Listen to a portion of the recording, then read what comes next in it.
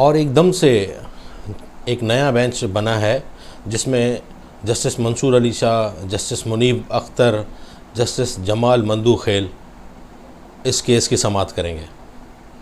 Crackdown शुरू होने वाला है सहाफ़ियों के ऊपर और तज्ज़िया निगारों के ऊपर और उन सियासतदानों के ऊपर जिन्होंने अदलिया मुखालिफ तकरीर करी।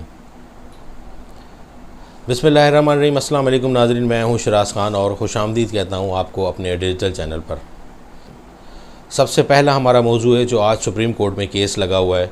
उसके अलावा अदलिया मुखालिफ जो JIT बनाई गई थी कि अदलिया के ख़िलाफ़ जिन लोगों ने ट्वीट्स करी हैं, जिन लोगों ने वीलॉग्स बनाए या जिन लोगों ने वीडियोस बनाई हैं, उनके ख़िलाफ़ से क्रैकडाउन आज से शुरू होने जा रहा है। बड़े बड़े सहाफ़ियों के नाम उनमें हैं।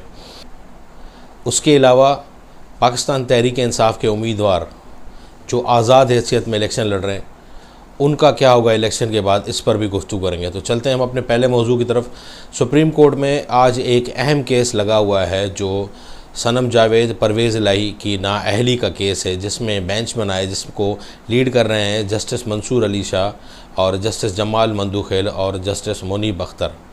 ये 3 जस्टिस साहिबान सुबह केस सुनेंगे जो इलेक्शन ट्रिब्यूनल्स और हाई कोर्ट्स ने फॉर्म रिजेक्ट किए हैं जिन अफराद के। उन लोगों की पिटिशन्स पर सुप्रीम कोर्ट में आज समाअत है।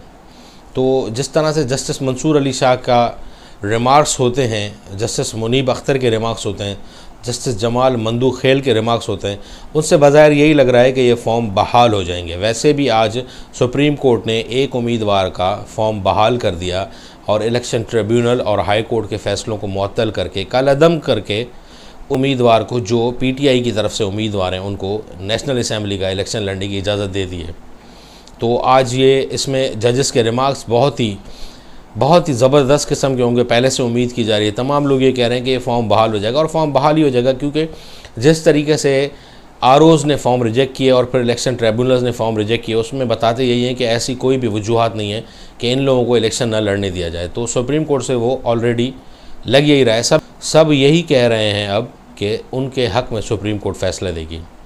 उसके अलावा हुकूमत ने JIT बनाई थी कि सुप्रीम कोर्ट ने जो फ़ैसला दिया था बल्ले के ख़िलाफ़, उसके बाद से एक हुकूमत का मानना है कि अदलिया मुखालिफ तहरीक चलाई गई, सोशल मीडिया पर इस तरह के बयानात दिए गए, वीलॉग्स बनाए गए, ट्वीट्स की गई फेसबुक पे, टिकटॉक पर, उनके ख़िलाफ़ जो है वो उनकी एक लिस्ट बनाई गई। वो बहुत सी सैकड़ों अफराद की जो है वो लिस्ट है जो अदलिया मुखालिफ जिन्होंने ट्वीट्स करी और जिन्होंने वीलॉग्स बनाए, उनके ख़िलाफ़ आज से क्रैकडाउन शुरू हो रहा है। उसमें पाकिस्तान के नामवर सहाफ़ी हामिद मीर का नाम है। हामिद मीर का नाम है कि सबसे बोलते हैं सर फहरिस्त हामिद मीर का नाम है कि उन्होंने अदलिया मुखालिफ जो है वो बयानात दिए हैं। उन्होंने TV शोज़ पर बैठकर अदलिया के इस फ़ैसले पर बहुत तनकीद करी है। इस तरीके से असद तूर का नाम है कि उन्होंने भी अपने वीलॉग्स किए, उन्होंने बहुत तनकीद की है। उनके ट्वीट्स हैं कुछ और उनके वीलॉग्स हैं। ईमान मदारी का नाम है। इस तरह से और बहुत से लोगों का नाम है। तो उन पर भी आज से जो है वो क्रैकडाउन शुरू होगा। तो अब देखते हैं कि वो क्रैकडाउन शुरू होता है। अब यही बताया जा रहा है कि इन लोगों को 8 फरवरी के इलेक्शन तक जो है अगर गिरफ़्तार किया गया तो उससे पहले नहीं छोड़ा जाएगा। कि इलेक्शन पे जो है इलेक्शन पे ये लोग कहीं जाकर पोलिंग वाले दिन कहीं वीडियोस ना बनाएं, कहीं वीलॉग्स नहीं करें, इसलिए इनको 8 फरवरी तक बंद किया जाएगा और 8 फरवरी के बाद इनको फिर छोड़ दिया जाएगा। इसी तरीके से फिर जो PTI के आज़ाद उम्मीदवार हैं उनके लिए बताया जा रहा है कि नून लीग भी यही डिमांड कर रही है कि इलेक्शन के बाद हम आज़ाद उम्मीदवारों को अपने साथ मिलाकर हुकूमत बनाएंगे और पीपल्स पार्टी का भी यही दावा है।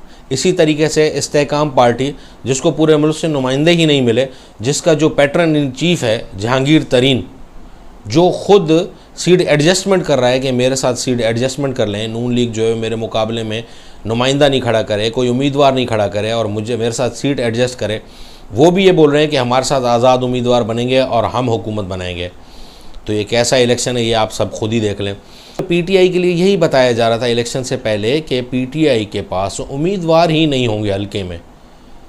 फिर बताया गया कि उम्मीदवार तो होंगे लेकिन टिकट लेने वाला कोई नहीं होगा। फिर बताया गया कि टिकट लेने वाला अगर कोई होगा तो निकलेगा कौन इन लोगों के लिए, इनकी इलेक्शन कैंपेन कैसे चलेगी। और फिर अब ये बताया जा रहा है कि 8 फरवरी को वोटर ही नहीं निकलेगा। हालांकि जो वोटर है वो 8 फरवरी को तैयार है कि कुछ भी हो जाए हमने 8 फरवरी को किसी भी तरह से वोट देना है। वो चाहे किसी को भी दें, वो पीटीआई को दें, वो नून को दें, वो पीपल्स पार्टी को दें, लेकिन वोट देने के लिए लोग लाजमी जाएंगे। देहात, गांव देहात हो गए, शहर हो गए या एलीट क्लास के इलाके हो गए, वो सब यही कह रहे हैं कि हमने 8 फरवरी को कुछ भी हो जाए वोट डालने जाना है। तो इस तरह के रूमर्स फैलाए जा रहे हैं, लेकिन उस दिन यही बताया जा रहा है कि इलेक्शन वाले दिन आवाम नहीं निकलेगी। आवाम अगर नहीं निकलेगी तो वो अपना खुद ही नुकसान करेगी। जिस तरह से कराची में बल्दियाती इंतखाबात के लिए आवाम कराची के नहीं निकले और अब उनके मसाइल कराची के अवाम के मसाइल ही मसाइल हैं, क्योंकि जब आपको वोट का हक़ मिलता है और आप नहीं देते तो यह आप अपना ही नुकसान करते हैं। तो वोट तो देने निकलेंगे लोग, जहाँ तक अब तक नज़र आ रहा है, क्योंकि लोगों में बहुत शऊर आ गया। टिकटॉक से लेकर फेसबुक, यूट्यूब, इंस्टाग्राम, ट्विटर, हर जगह पर लोग यही कह रहे हैं कि हम वोट देंगे। कि जहाँ मियाँ नवाज़ शरीफ और मरीम नवाज़ और शहबाज शरीफ और हमज़ा शहबाज निकले हुए हैं, उसके मुकाबले में पीटीआई की तरफ से सिर्फ शेर अफजल मरवत हैं और बैरिस्टर गौहर हैं। और जो उम्मीदवार हैं उनकी रैलीज़ आप देख लें, उनके कन्वेंशंस देख लें।